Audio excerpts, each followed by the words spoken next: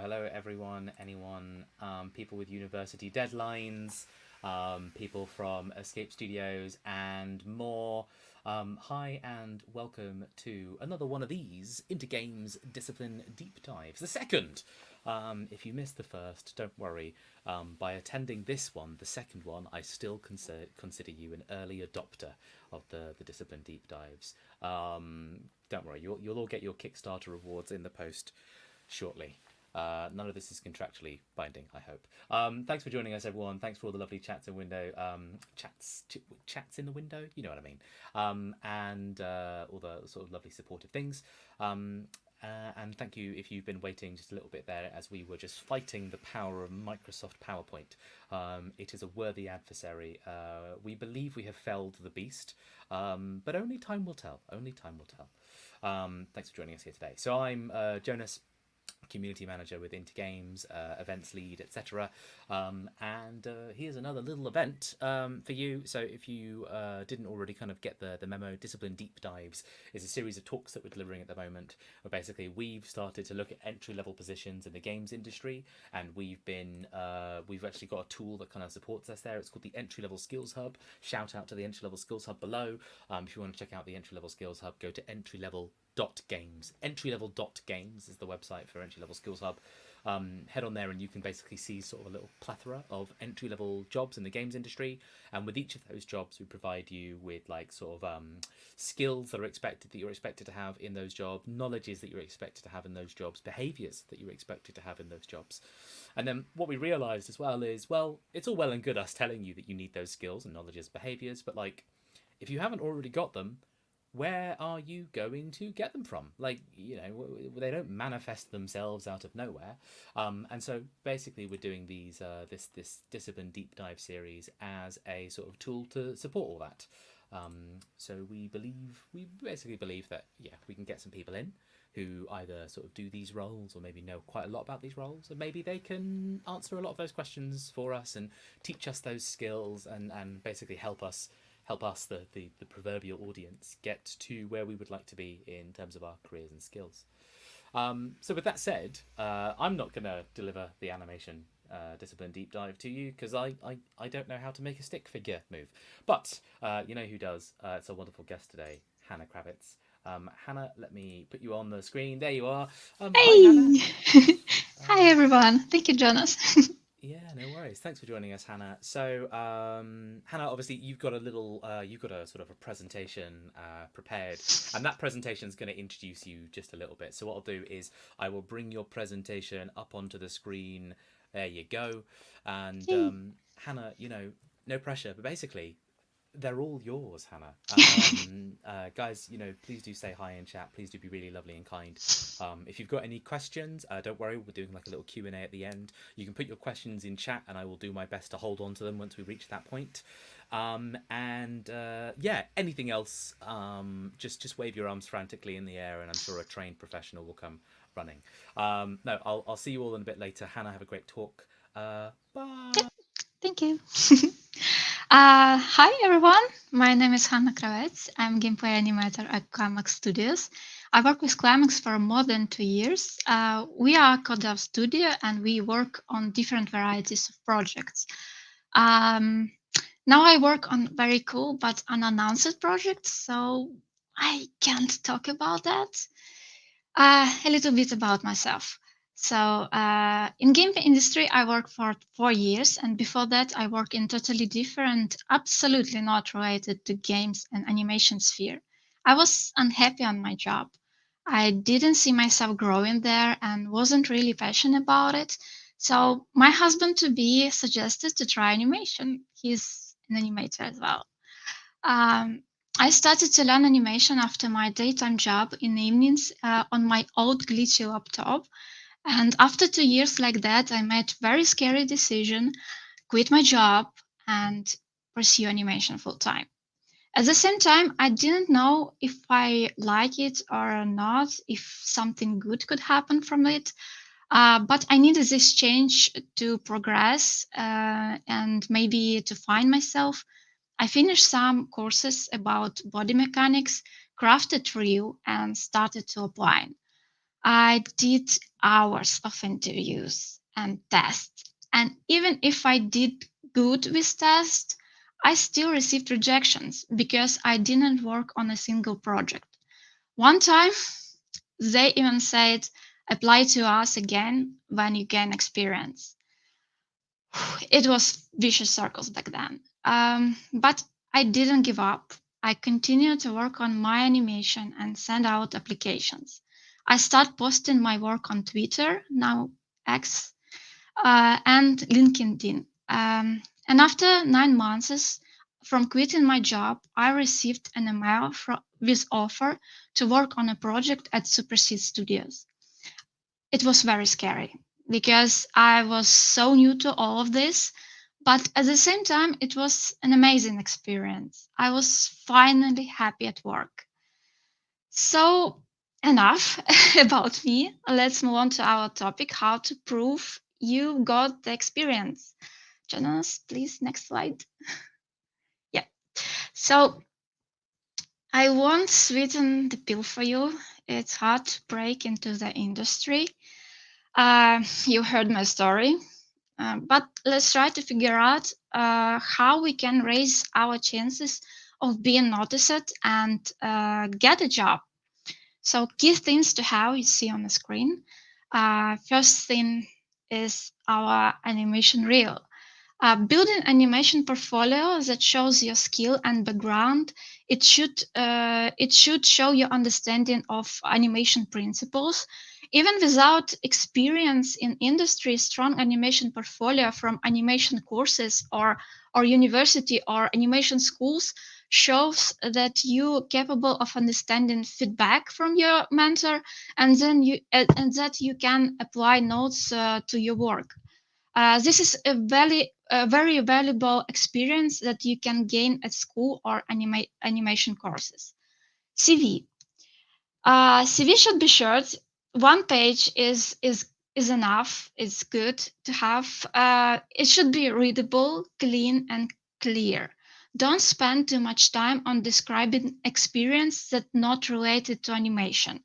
CV should be made for particular role, not just general information.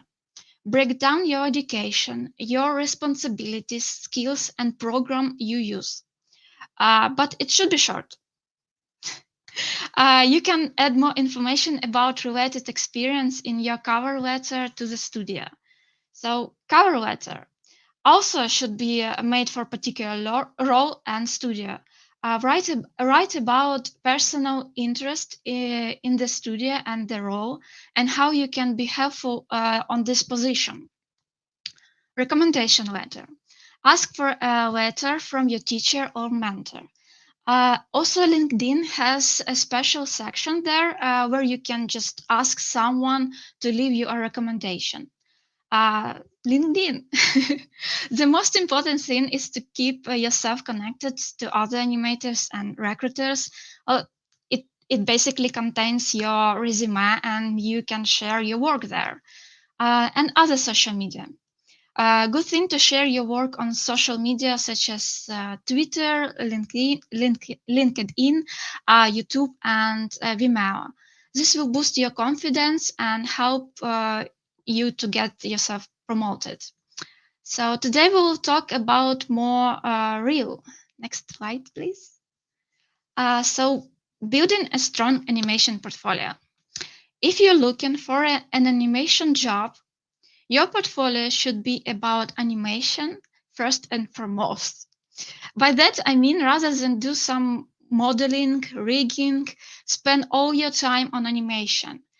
You can find varieties of free or paid rig online, and it's also nice to support artists and buy rigs. Lighting, VFX, and sound won't end so your animation a lot. It could actually take your precious time to make it properly, and in the end, your reel could be watched without sound. So keep it simple. In your portfolio, you should have polished animation work. Check in your shot that you have body mechanics is right and working. Remember appealing poses, arcs, timing, spacing. Well, 12 principles of animation. Next slide. What nice to have in demo reel.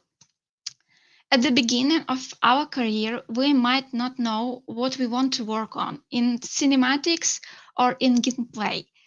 But here I suggest focusing on body mechanics such as parkour and locomotions, uh, as they are always needed in both disciplines like cinematic and gameplay. For example, understanding of the weight distribution will help you to nail any gameplay combo, and it also will help you in cinematics for full body shot. I'm a gameplay animator, so I can recommend to you from a gameplay perspective. You can create basic set of gameplay animation. It's idle, locomotion like run, walk. It can be jog and sprint, combo attacks, hit reaction, and death. Those animations you see most often in games, so it's good practice. You can choose some rig you like. Imagine this character, like who he or she is, assassin, knight, ninja, or just some regular person. What this character can do, maybe magic, parkour, maybe this character athletic, or does he has some skill, and their state of mind, relaxed, angry, wounded, etc. And make this set of animation for this character. Many studios require engine experience, so it would be useful to set your animation in Unreal Engine or any other engines. But Unreal Engine is more popular, so I recommend it. Set up even just idle and locomotion. If you cannot do that or you don't have time, just let hiring manager know that you are interested in learning engine. Uh, in recent in recent years, work in engine has become very important for gameplay animation. Apart from basic movement, I would recommend adding different characters and weapons. Different characters with contrasting proportions, like big, small, lean, um, will will add varieties in your reel, and it will show your understanding of physics and and how heavy elements move. Um, Many studios want their candidates to have creatures in the reel, but creatures are harder to do than humanoid, and while you're still learning how to animate, it's hard to master creatures right away. My personal advice is if studio you're applying is asking for a creature, and you have some tests or works, but they are not your best, don't put them in your main reel and add them as separate video or link. Explain to hiring manager that you are still learning how to animate creatures. If you're not sure about quality of the shot, better not to put them in the main reel and just separate it from your best work. I'm not a cinematic animator, so I can't suggest much about cinematic reels. But you should have solid body mechanics, acting, facial animation, and camera work. Next, please. Move on to our references. Film or find references for your shot before Open Maya or any other program where you animate.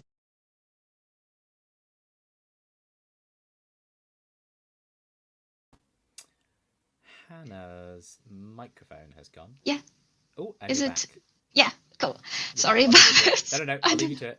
to it. Thank you.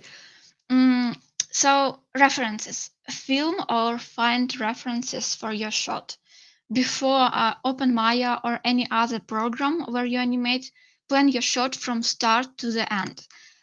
Personally, after I choose a character, I spend time on finding or filming references. Also, I look for poses and mood ideas on Pinterest. They can sometimes change your ideas unexpectedly, and after research, the results will look much better. I have some saved pictures and clips with ideas that I like, so I can quickly find something particular. You can create board on Pinterest or Miro, playlist on YouTube or Vimeo. Also, I make myself familiar with a new rig and its components. For example, I check EKFK switcher and rotation order. And good practice is to make some pauses before you start to check the limits of the rig and make yourself comfortable working with this new rig. Um, if you have some props and attachment, good to plan ahead how you will manage constraints. Um, we all sometimes being lazy and overconfident and start work without references, but it can certainly lead to frustration and wasted time, problems on spline and polish stage. Oh, back then, spoilers. Reference will make your animation process easier and help you to add details that you may just never pick up from your head. And also, people like to watch progress shots or breakdown shots to check pipeline and thought process. You can post it on social media and gain more attention. Next, please. Yep. So, in what style to work? It all depends on your preferences and studio you like. From my perspective, unless you like to work in squash and stretchy style, keep your animation in the middle. I mean, not too cartoony and not too realistic in timing. So push a little bit. As a personal practice, you can try different styles and choose which one is better for you, for your skills and your interests. Don't hesitate to work with mocap animation. Motion capture is the process of recording the movement of objects or people. This maybe you will know all. Sometimes animators think that mocap is not a really creative thing, but on my opinion, it is a complicated tool, and it's certainly beneficial to have this mockup experience or personal work in your demo reel. Next, please. Camera work in your shots. For gameplay, create animation that works in 360 degrees, not for camera. It will be preferable for your reel to show animation from different angles like back, side, and front. Working like that is harder to cheat for appealing poses. But that way you will show your skill, and this approach will help you in future projects where the camera can be changed at any time. It's okay to have just static camera or a fake third person camera. If you're aiming for cinematic role, treat your camera as a character. Uh, like think about camera as a character, animate it the same way, and pay attention to it, because camera tells the story. Um, Working with camera, remember about composition, leading lines, rules of thirds, and golden ratio. Next, please. So we move on to presenting animation reel. Your portfolio should reflect your skills, backgrounds, and your preferences. Keep it short. Leave only your best work. Don't be sentimental and delete weak, and old works. Always keep your reel updated and fresh. It's absolutely fine to have reel up to 1 minute. You can think it's too short, but it's actually enough to show your skill. Always put best shot first, and you can end reel with nice lit cute shot to be to be more memorable. The beginning and the end are always remember the best.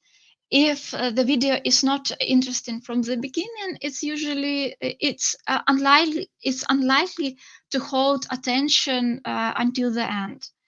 Always continue to learn and develop your skill, but if you get stuck, you can post your work on social media asking for feedback, or you can post your animation to animation Discord channel and ask there.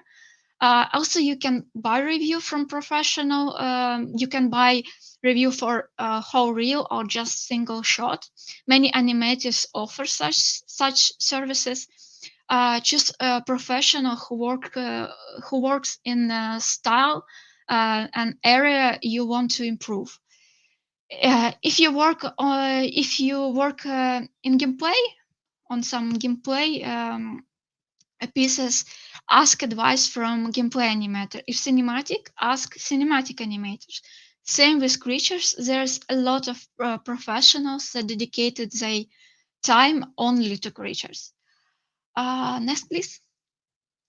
Mm, Put a detailed breakdown on your shot.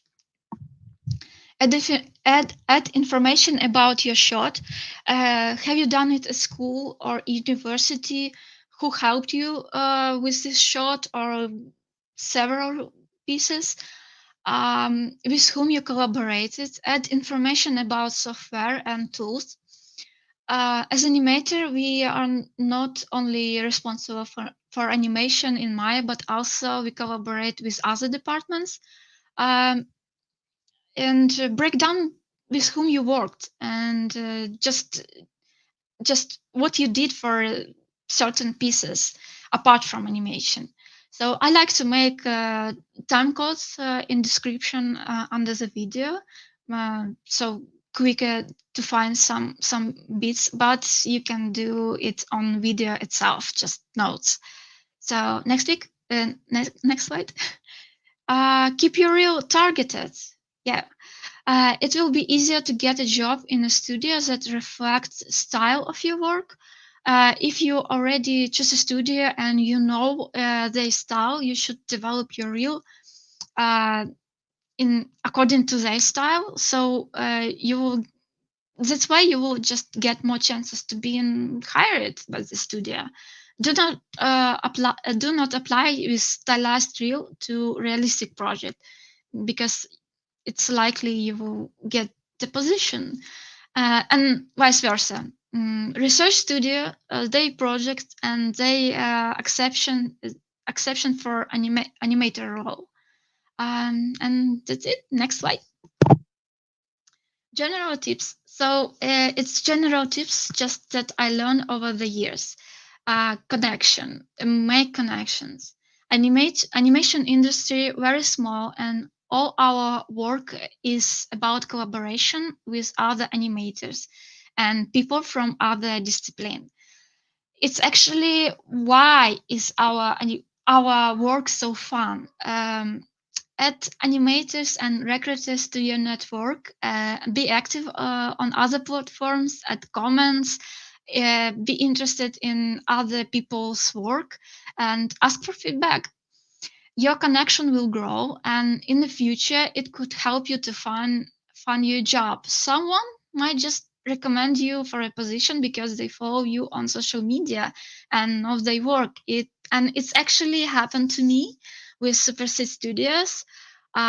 Jason Sham just followed me on Twitter from my first animation, and after a certain point, he offered me a project. So next thing is personal project and education.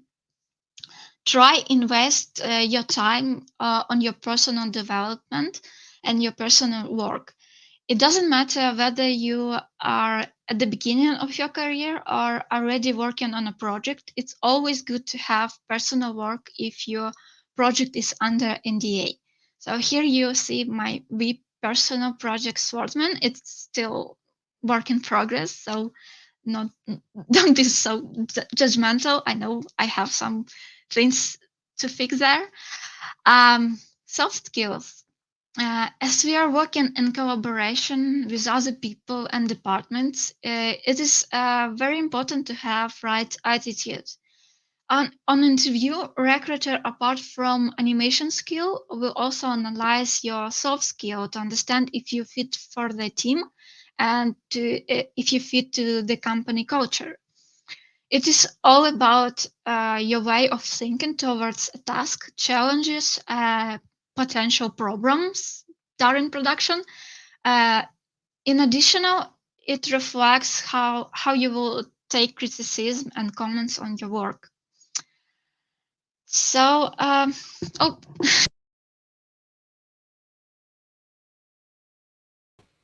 Tell you, you've got a temperamental microphone, but it's fine. I can fill for time while it fixes. Right, you're back. You're back.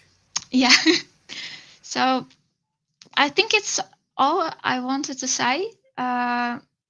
What we discussed today helped me to find a job, and I wish the same for all of you. And we have a lot of time for questions, so ask me. But if you will have any other questions after the stream, please reach me on social medias, and hopefully it was useful. Thank you very much, Hannah. I think there was some really great stuff in there, and I really enjoyed seeing the work in progress. I'm Thank you. particularly I'm really enamored with your spread of the animation styles. You know, God of War, Horizon, like Ghost of Tsushima, and Overwatch. It's just kind of really lovely to see those animations all and styles kind of all compared to each Yeah. other in one screen. It's very delightful to the gamer eye. Um, what I'd just like to do now. So, firstly, just hey, if you're in chat, by the way, can you just give me a wave to be like, this is you are able to chat, this is all working, and things like that, because I'm viewing the stream on another device and it seems fine, but also YouTube seems to be lying to me about certain numbers. Mm. So if you're still there, please just drop us a little wave. Just let us know that the stream is still working for you and things like that. I've got a yes in chat and people are waving. Good, good, good. Yeah, I think YouTube's lying to me about numbers then because it makes it look like only one person's watching, and I'm like, that can't be right. Everyone said hi. You're all here and you're all able to hear everything. Good. I was worried there was a technical issue that I'm not aware of. So thank you everyone in chat for doing that. It just what a wave of relief. Thank you, Hannah, for all of that chat. Really excellent. So there's some socials there if you want to catch up with Hannah, if you want to ask any questions or connect with Hannah in the future. But we now enter the questions round of today. So of course, a lot of you in chat, like if you're already working in animation, there may be stuff there that like you've heard before. Maybe you've heard it in a slightly different context, and if you wanted to unravel any more of that, maybe you've heard conflicting advice. Maybe your reel like doesn't. Maybe your reel's a bit different, and you're like, oh, is it worth me doing that change, or should I just keep going with what I've got? Microphones are at different level. Oh, I'm probably quite loud. I'm so sorry. I can talk softer. But yeah, if you're already in animation, there may be something there that you're sort of like, could we talk a bit more about that? If you're not in animation at all, there's probably like a lot of new language and a lot of new concepts there that you've never heard before. In which case, by all means, like absolutely have at it with the questions. We don't have to fill the whole hour. By the way, everyone can have a cheeky little lunch break if they need one. Hannah is loud and Jonas is quiet. Oh Sorry. no! I should probably just bring my microphone closer. There you go, Kevin. I've got a question for you, Hannah. So, you mentioned that you basically went from like zero to self-taught basically, and you went and did all these courses, and you adopted animation as something like already in one career. You moved into animation from another career. What were like the first few weeks for you looking like when you started getting into animation? Did you just download a program and do a tutorial? Did you sign up to a course first? Was that your first thing? Were you already quite artistic? Did you already know a little bit, but like it wasn't professional? You mentioned that you had a partner who's an animator. Did they just sit you down and they were Yeah. like, look, Yeah. look at all this? Yeah. Yeah. He actually told. told me a lot of things that I know now, and he still's like watching over my shoulder and sometimes like Is corrected he? me, and yeah. Is he from over there? No. No, no, I kid, I kid. Yeah. Okay, so he showed you a lot, but you then presumably went away and started working in a technology, right? So like, I guess what I really want to know about is like, so what tools did you use for those kind of first, when you started self teaching? Yeah. Did you install something? Did you have to buy like a physical thing, like a tablet or some kind of special piece of like hardware? Like, No, yeah, what are the only Maya. tools you use? Maya. Maya, laptop, and that's all. Free time. That's really cool. YouTube, some free tutorials, Hmm. and yeah, someone who can just suggest things. It's always good to have someone who can just look on your animation and give you some advices. It's good. So Nice. that's why I suggested to everyone post your work on social medias, ask for feedback, ask for professional opinion, because it will like boost your skills quicker. Mm. Um, Mm. uh, we haven't mentioned whether Maya does or doesn't cost money. So what I'll do is the first audience, yeah, okay, but that's fine. We'll talk a little bit about this. So Dev Draws Art has asked in chat. Dev Draws Art says, "Do Mm. you know of any good free animation programs?" So I guess a really great kind of let's expand on that question a little bit. If I didn't have any money but I wanted to learn animation, do you know of any good resources? Like, is there a good website? Maybe there's a really good, like, maybe a YouTube channel that you recommend in particular. Like, what can I get for free to help me start? So program Blender. Blender, It's yep. quite popular. From like I worked in Blender for some time, and back then there was no so many YouTube tutorials to start working with Blender. So I was just line from on my Maya knowledge, but it's a little bit different programs. But Blender is good, and many studios are working in this software, so it's fun if you start animating in Blender. And at, at the end, it's just not about program; it's about your skill. So you can animate in any program, doesn't matter. But Wonder is free. Yeah, And but then, about channels in YouTube, I can't just remember the moment, but there is a lot of tutorials on YouTube, so yeah, just check it. there's a lot of good resources out there, including this video. Like, this talk will enter a library of really great resources for animation. What I will say as well, because I would be a bad community manager if I didn't plug it just a little bit. But this talk is brought to you by Into Games. We have a Discord server, over 8,000 people in that server, and easily like thousands of them are actually active, like taking part in conversations, reading our channels, and like getting involved. If you're a budding animator, if you're curious about animation in the games industry, and you don't really have a community to talk to about that, like anyone in games, join the Intergames Discord. We have loads of people in there who like either work in the game sector professionally or are like kind of getting there, like they're almost there, and they've been doing all the self-teaching, they've been doing all the learning, they've been doing all the courses for the last few months, maybe the last few years. More than happy to have conversations. Like, it's a really active community. I try and make sure it's a really active community because I put a lot of myself in there, and I'm a very silly boy. So you can have all these silly conversations with me. But if you're looking for careers advice, do jump into the Intergames Discord. I think there's actually a little link in the do. And yeah, fingers crossed there'll be some sort of resources there for you. Now, loads of you have just come out of the woodworks with your questions, which is really great. So I'm going to sort of I'm going to try and stay on task now and get your questions out. Now, some of you have asked very specifically about Blender. So what I'm going to do is I'm going to move on from those Blender questions because we've just had Hannah talk a little bit about Blender there. If there's something more specific later on, we can jump on that question. But I think for the moment, a lot of those Blender questions have sort of just been actually answered. One of the first ones I can see, though, this is from Radl Varka. Radl Varka asks, With portfolio and show reels, are unrendered videos or videos that use textures but don't feature lighting, do you think these are acceptable to be featured if it means they highlight, like if it can highlight the motions, like the actual animations, do you think it's okay if they don't necessarily have textures and rendering and lighting, or do you think that those elements are actually really important? Yes, it's absolutely fine to just present your animation and not spending no time on lighting or VFX. Like if you don't have time to put it or you don't have enough knowledge to make it like very good quality, so it's totally fine because you're looking for a job as a animator, not as a lighting artist, not as a VFX artist. So absolutely fine. Brilliant stuff. I like this question from Dennis.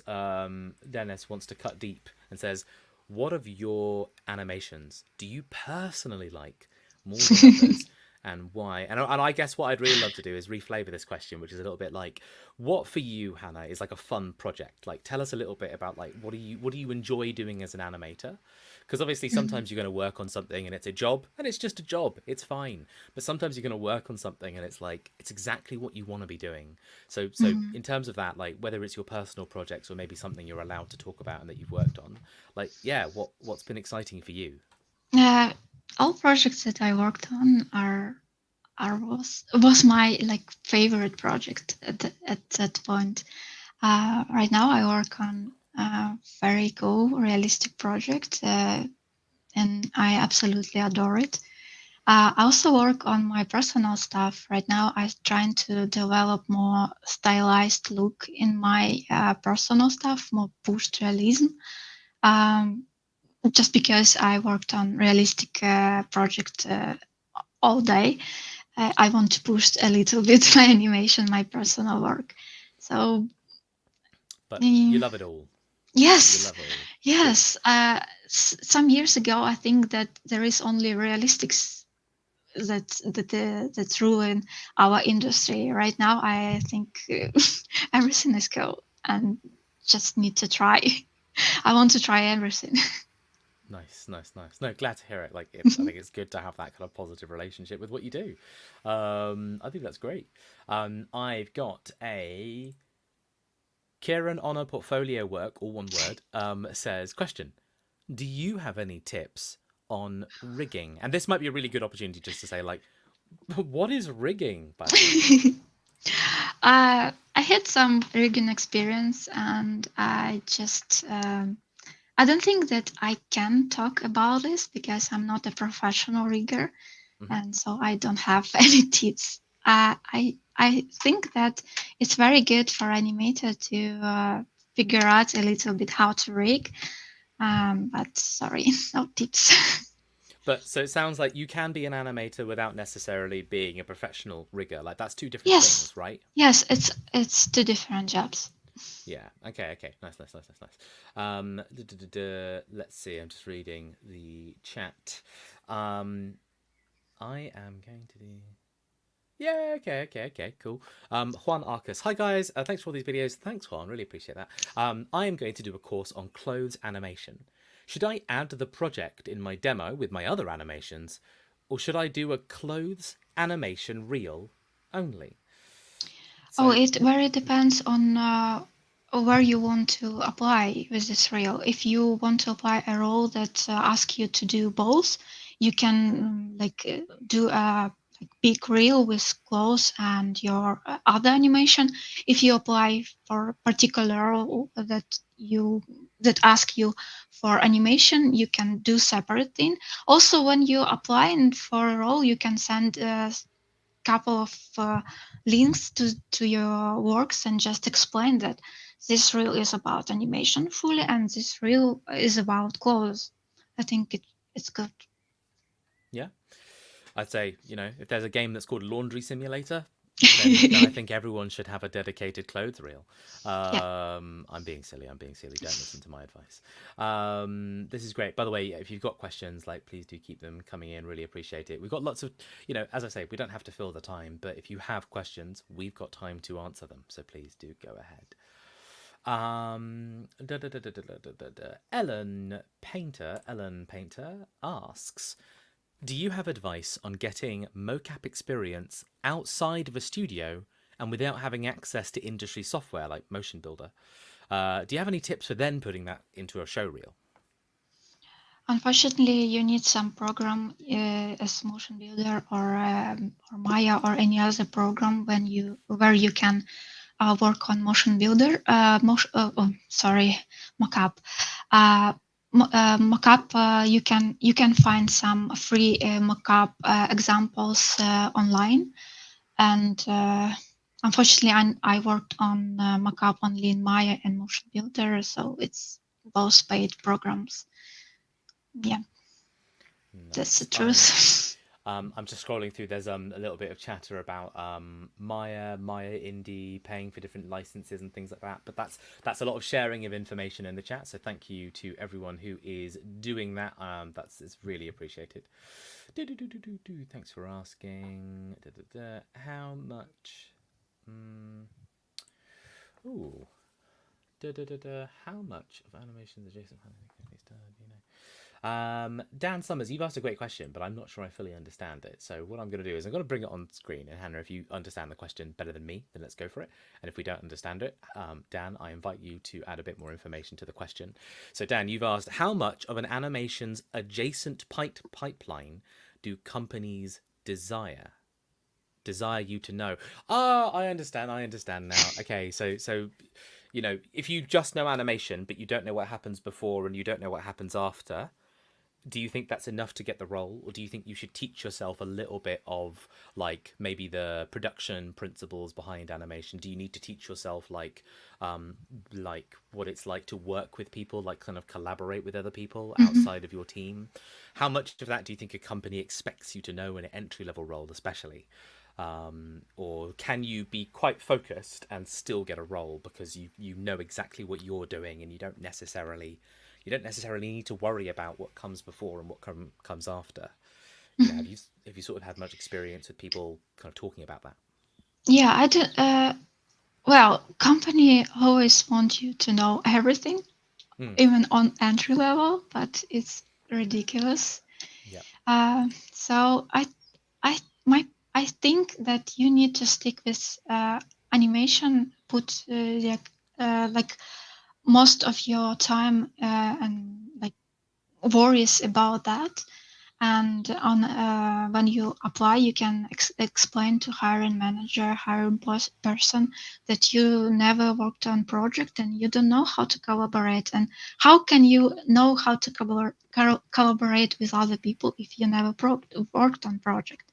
Hmm. But I don't think it's very like scary, and we just can pick up this when we start working on game. So don't worry about it and just push yourself with your animation. Nice. No, good advice. Thank you very much. So Radel Varka's back with another great question here. Do you have any methods that you use to get into the character that you're going to be working on? Like, do you listen to any music? Do you look at similar characters, maybe? Or does it happen more naturally where you're just given the character and you just get to work and it kind of just figures itself out? Like, yeah, do you have a process or is it quite intuitive? Yeah, I discussed a little bit that. So if I choose a rig, I find some rigs that I like, and I like, can create something fun with it. I go to Pinterest because it's my program to go and just look for some ideas. I create basic like words about this character, who he is, what he can do, and all this stuff, and just animate. If you work on a project, then your lead or your designer should tell you who who who is this character, what he can do, what his mood, and all this stuff.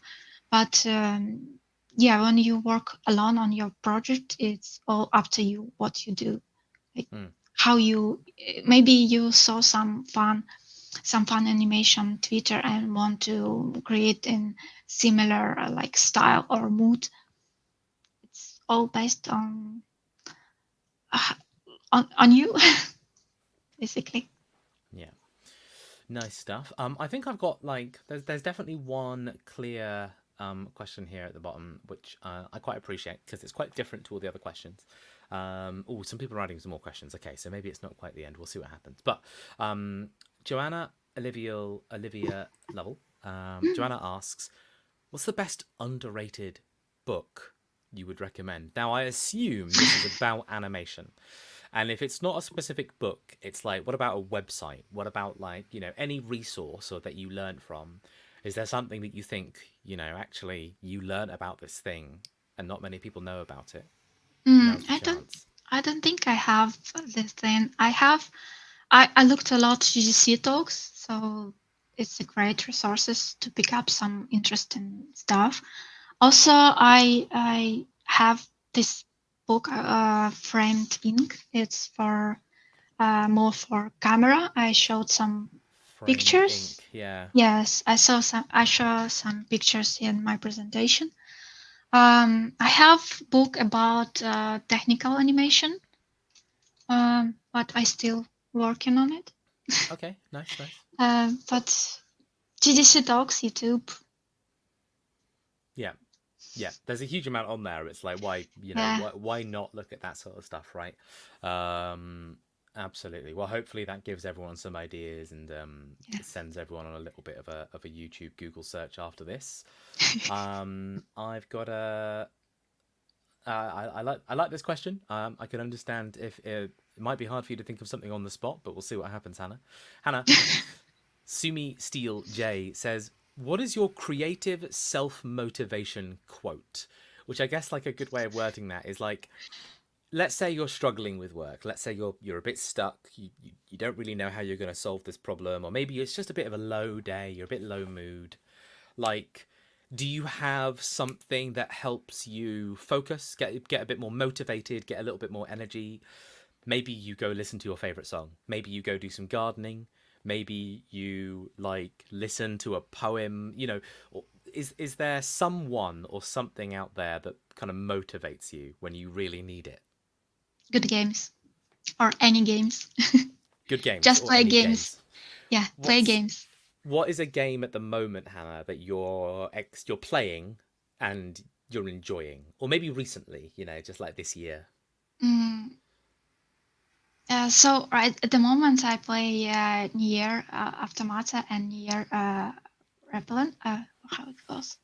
Yeah, Nier. Replicant. So Nier, yes, because I like this slightly anime style, and I play Ghost of Tsushima, more realistic animation. Last of Us, of course. Oh wow.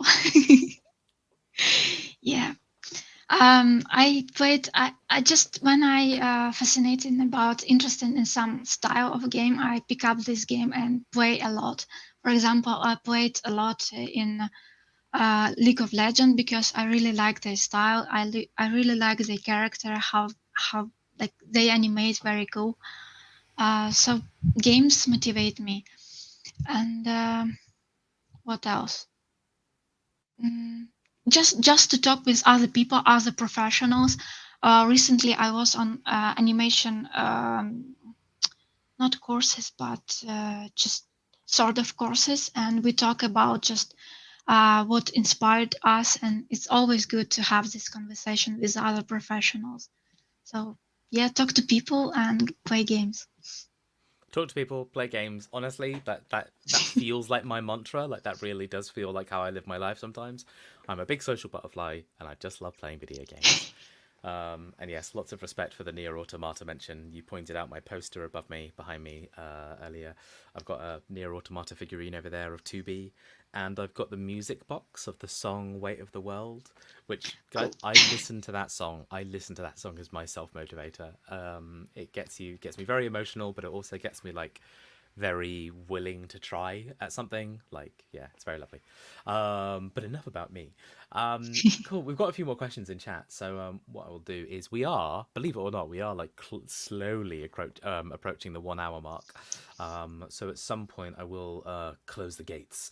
So if you've got a question bubbling at the back of your mind, there are no bad questions here, by the way. Yeah. So just have at it.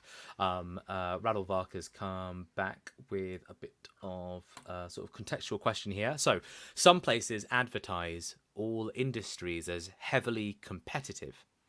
How would you describe the scale between collaborative, so supportive and willing to work together, and competitive in the animation space? Do you find that animation, particularly in games, I suppose, do you find it is quite competitive? Like there's a lot of kind of like coming out on top and like, I suppose Mhm. like climbing over each other?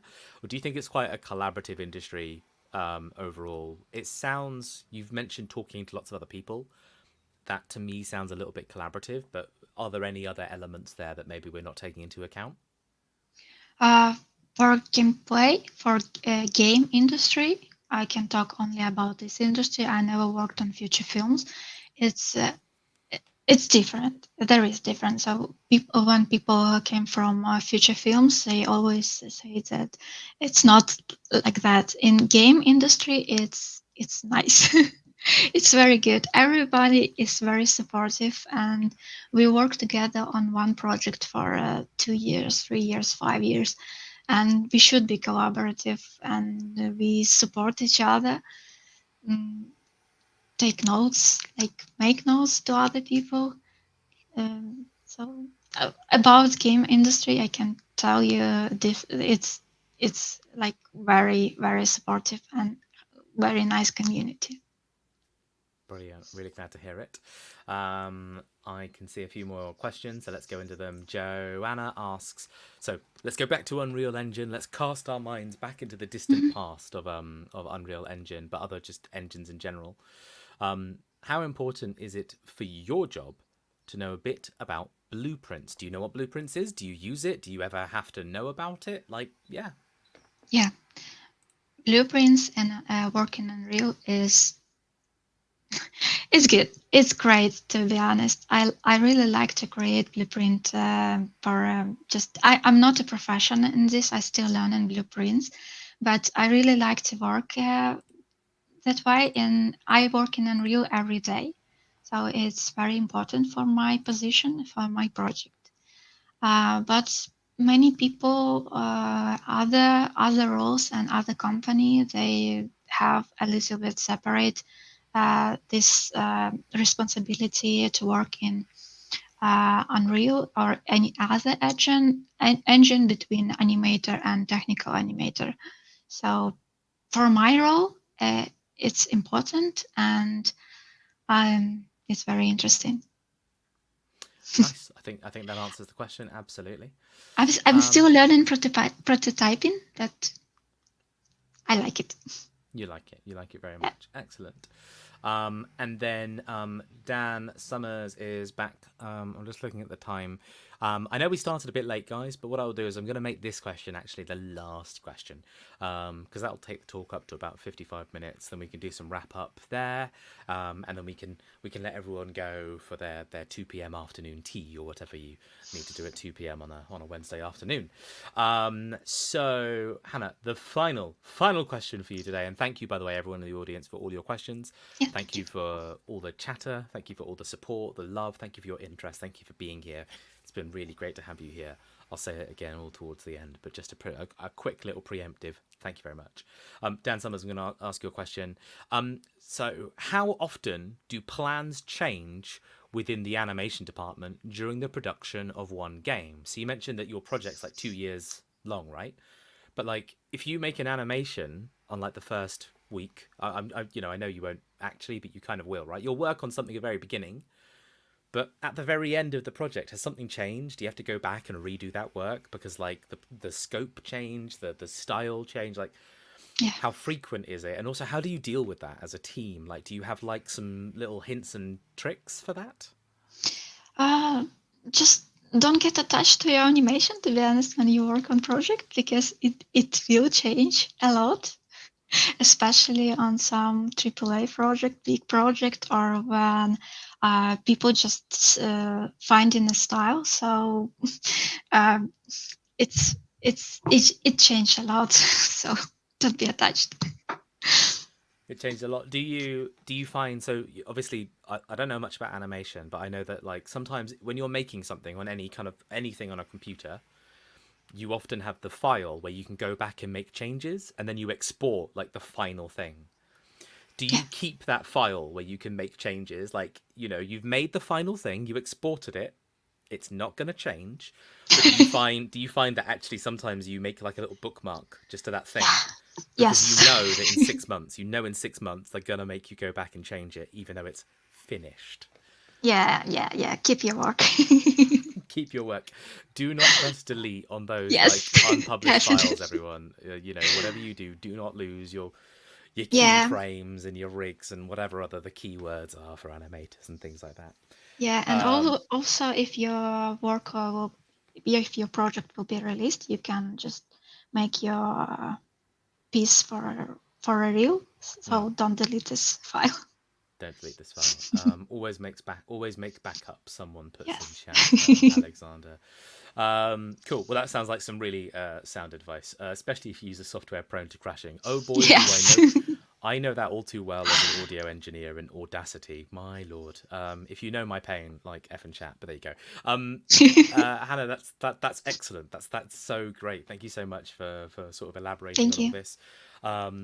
So everyone in chat, please, if you would, a big thank you to Hannah, a big sort of clap emoji in chat, whatever. Thank you so much, Hannah, for coming here, being with us, sharing all of that knowledge and your experience going into animation, and what you have found really works and really excels in terms of building that portfolio, that CV, those connections, the networking, and the experience with demo reels and styles, etc. There's some really wonderful stuff in there. Do you have, if we had to end this, if you had to wrap this entire talk up into like one final sentence, like one thing you want everyone to remember from this talk, like what is your number one thing to take away? Oh, work on your animation and show your work. Work on your animation, show your work. Don't keep it all to yourself. Be proud, be loud, Yeah. and most of all, don't rely on Twitter too much, because that platform is hard. It's hard to support these days. Use LinkedIn, connect with people on every platform Yes. you possibly Yeah. can. Don't stick to one. Don't Yeah. stick it all in one place. Thank you so much for everyone. Thank you, chat, by the way, again for joining us here today. This whole video will be available as a resource going forward. So, like, if you know an animator who missed out on this today, please do just send them this YouTube video. They can come back and watch this. If you aren't animating right now, but you are in like 6 months' time, come back and rewatch this stuff in 6 months. Like, there'll be something here that you missed or you weren't really able to put into practice 6 months ago, but hey, here you go, welcome back. And if you're watching this as a recording, hello from the past, hello to you in the future. Thanks for joining us in that way. We're going to end the stream there, everyone. Have a lovely Wednesday afternoon, look after yourselves. We'll be back next week with doing a discipline deep dive in QA, the challenges that you might face on the day-to-day job as a QA tester. So if you're interested in QA, please do jump into that and share it with anyone else. Don't forget to join the Intergames Discord if you haven't already. All right, that's enough self-plugging. Bye-bye, everyone. Yay.